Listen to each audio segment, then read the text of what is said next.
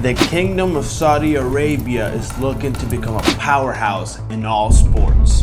And they are achieving it with tons of money and brute force. And the reason for their efforts? Well, let's just say it might not be what you think it is. Soccer, Formula One, boxing, golf. All these are top sports that Saudi Arabia has targeted successfully. Baseball is also on their side as a sport now, even though the Kingdom of Saudi Arabia has absolutely zero history within baseball. However, the country of Saudi Arabia was smart to target the sports that they did. Because one thing that most sports have in common is that you pay players to have them play exclusively for you. Meaning that there's a bigger setup than just paying the best player in the world to come to your country. Therefore, Saudi Arabia focused in sports like boxing and focusing in boxers like Anthony Joshua, Tyson Fury, Deontay Wilder, Floyd Mayweather. Names that just in their own can fill out entire stadiums. And sports like Formula One and golf, where it benefits winners. The top athletes don't get paid based on salary, but their main income comes from prize money.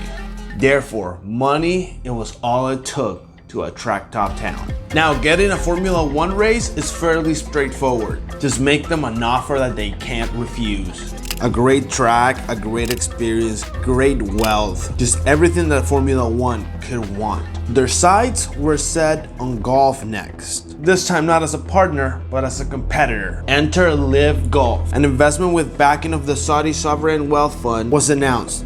It had committed $200 million to establish 10 new marquee professional golf tournaments. It also announced former world #1 golfer Greg Norman. But it didn't announce much else other than that. It didn't announce the players that would be playing, it didn't announce any of the specifics, and instead the release opted for an obvious promise and established that this was only the beginning.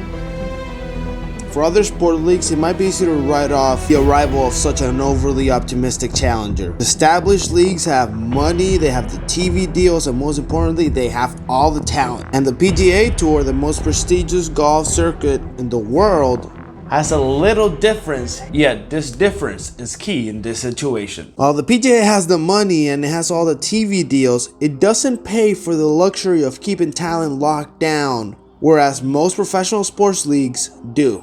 Their players have a consistent base salary with occasional incentives looped into it, whereas the PGA only pays for winning. It works just fine for the best golfers in the world. You just go, play a third or half of the entire tournament, you're awesome at it, so you're gonna win some money. You get your media attention, your endorsements by staying active, but it does create a problem for the middle of the pack. Elite golfers in their own right, but golfers who are paying for their own travel, coaching, accommodations, to quite possibly finish outside of the cash pool and lose all their investment by just not playing to their full potential. All this to say that the PGA's pay structure, along with their stubborn hesitancy to change the culture, was ripe for the Saudi challenger to take. And they knew this as well as anyone. However, the fact that such a big wealth fund wanted to start the league was enough to warrant a little pushback. The counter announcement to Live Golf came from a worry commissioner, Jay Monahan, who sent each tour member a memo saying that they were sweetening the pot for the upcoming season. There would be more prize money, more money devoted to player impact programs, and an entire new fund to compensate players who competed in 15 out of the 40 tournaments and PGA events. If it wasn't enough, along with more money, Monahan warned that players who defected to whatever this new league was, they'd be banned from the PGA Tour. However, back in the States, the PGA Tour continued. That at each stop, the tension built and rumors would start circulating on who was going to jump where, and offers were quietly being delivered to top players in the tens of millions of dollars guaranteed. As the golf world descended on the Riviera course in California for the Genesis Open, a bombshell article dropped that rocked the sports world, nearly collapsing the Saudi coup before it even really got started. And it took shape in the new biography of one of the best and biggest supporters of the Saudi League, Phil Mickelson. All of this was perfect for our reporter, Alan Chipnick, to feel that the time was perfect. It came out that Mickelson had already recruited 3 top players, but a bigger consequence was that Mickelson was aware of the bigger picture of the Saudi League. He called the league nothing more than sports washing. He called the Saudis scary, and he made no qualms about how the move was nothing more than money and leverage. So now it was time for golfers to make their intentions clear to the fans and to the media. Were they so focused in money that they were willing to overlook atrocities like Mickelson, or were they willing to stick it out with the PGA?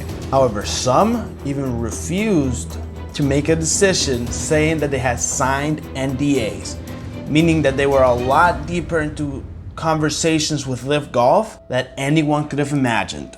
And then Greg Norman made an announcement. LIV Golf Invitational will have 8 tournaments, 5 which are not halfway across the world, but in the US, with an eye-watering $255 million prize for a field of 48 players.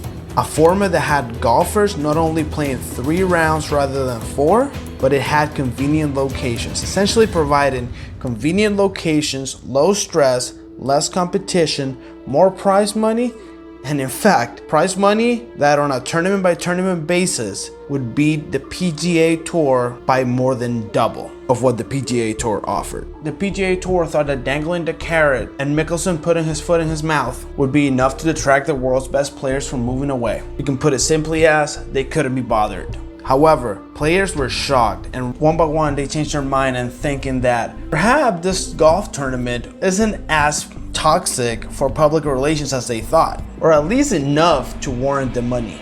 Dustin Johnson was the first big name to turn on his early promises with the PGA Tour and signed for a guaranteed $125 million to flip allegiances and resign his PGA membership. He would open what Cristiano Ronaldo calls la cajita. Yo sabía que ir para la Arabia y a abrir la cajita, y así que no me equivoqué. Or the box. Cristiano Ronaldo himself opened the box in soccer, and just like golfing, it only takes one for the rest to follow. For soccer, the plan consisted in backing the entire league with the Saudi Wealth Fund and owning 4 clubs: Al Nassr, Al Hilal, Al Ittihad, and Al Halil. I probably butchered the names, but it all had a similar plan to LIV Golf. Saudi fans celebrated the arrival of football legend Cristiano Ronaldo in Riyadh Tuesday. Benzema is the latest soccer megastar to join Cristiano Ronaldo in the Saudi League. Brazilian footballer Neymar is leaving Paris Saint-Germain to join Saudi Pro League side Al Hilal. Now Saudi Arabia has some of the world's most recognizable names. And yes, not all players agreed to this contract with unbelievable amounts of money. In fact, here's a list of players who rejected Saudi deals. Most notable, Kylian Mbappe and Lionel Messi. However, they are not completely clear of Saudi money. Messi took a $25 million deal to promote Saudi tourism for 3 years. And as all this was happening, news broke. We begin this hour with some breaking news from the world of golf. PGA Tour, LIV Golf, and the DP World Tour announced that they will merge to form a new commercial entity. If you're thinking about one of the biggest sovereign wealth funds in the world, would you rather have them as a partner or an enemy? At the end of the day, money talks, and you'd rather have them as a partner. LIV Golf and the Saudi government had essentially achieved what they had previously achieved in the Formula One. If you can't beat them, join them. The LIV Golf Tour was taken inside of the PGA Tour. Just like in Formula One, the Saudi Grand Prix was taken into its regular schedule. But on only the second race that they did in Saudi Arabia, not such a good light was lit upon them. In 2022, the second ever Grand Prix stop in Saudi Arabia was overshadowed by a massive cloud of smoke in the background. This was visible during Friday's practice session, but on the track as the action finished up, reports started coming up that this was an attack. When this happens, the drivers' union continuously had meetings to discuss whether to force a cancellation of the race on the weekend. The initial consensus was yes. However, the minutes and hours following, team principals and one Saudi Arabia executive official came through the room and started convincing drivers that they had great air defense around the track. Meanwhile, pictures in social media erupted of endless drivers meeting, and much of it was over the race and how the race was threatened with drone attacks in the first place. After 4.5 hours of discussions, the race was going to take place and would go on as planned. But once again, the spotlight was shown upon Saudi Arabia, and the picture was not so pretty. However, this could have been worse if the race hadn't taken place, as WWE would learn. This is World Wrestling Entertainment 2022 schedule of pay-per-view events or premium live events.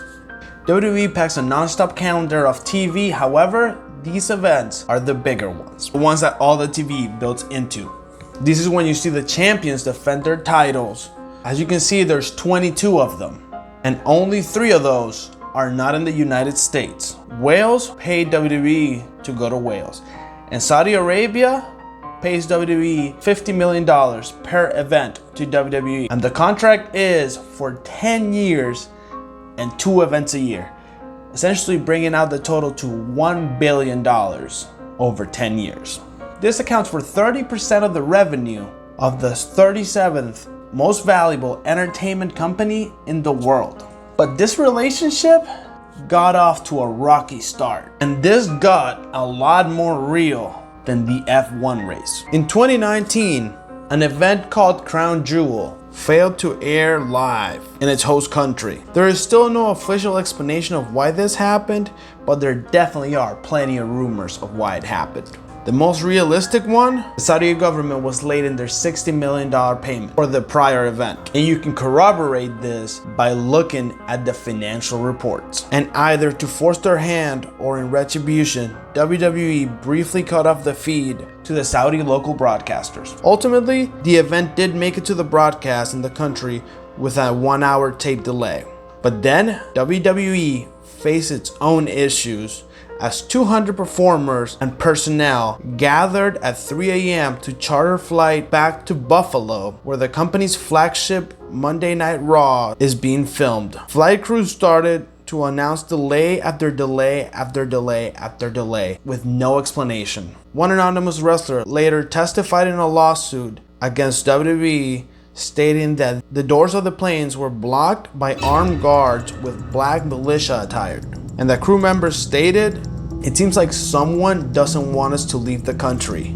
The company's senior director of talent relations told them that the payment dispute had truly occurred and that the feed was cut, and that the Saudi crown prince was quoted as being very mad. This interpretation of the event led many to describe it as a hostage incident, as Saudi Arabia failed to allow the plane to take off to get back at WWE.